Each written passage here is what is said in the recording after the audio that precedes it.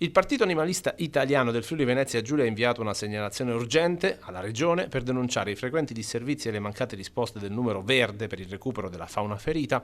L'associazione richiede una verifica immediata sulla funzionalità del servizio e sull'efficienza del personale. Il riferimento va al numero verde regionale 800 961 969, per il quale abbiamo ricevuto e stiamo ricevendo delle segnalazioni di disservizi, soprattutto nella fascia pomeridiana, quindi dopo le 16, quando il servizio viene gestito da una ditta che ha ricevuto l'appalto dalla Regione. Noi chiediamo di verificare l'effettiva funzionalità, in quanto molti cittadini chiamano il numero verde e non trovano risposte. C'è una registrazione, abbiamo verificato anche noi, in cui si dice il numero che state chiamando non è disponibile. È la nostra una richiesta inviata alla direzione regionale, al corpo forestale, al comando, all'ispettorato, in modo che cerchino di risolvere all'assessorato di competenza questa situazione, perché il servizio sia efficace, efficiente e funzionale.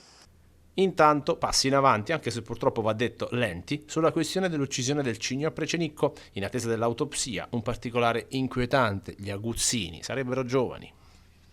Oggi proprio ha giurato il veterinario a cui la procura ha dato l'incarico per l'esecuzione dell'autopsia. Ora, quello che ci preoccupa è aver letto nelle carte di indagine, non possiamo svelare ovviamente di più, le età di queste persone che sono indagate, molto giovani. Questo ci preoccupa perché riuscire a uccidere con sevizie e sofferenze prolungate un animale vuol dire che si può essere anche pericolosi per la società. Infatti noi chiederemo l'applicazione del massimo delle pene, che vuol dire carcere vero, non presunto, che va da 1 a 4 anni per le aggravanti, e una multa che arriva fino a 60.000 euro. Noi come Partito Animalista chiederemo che la procura, il magistrato applichi il massimo delle pene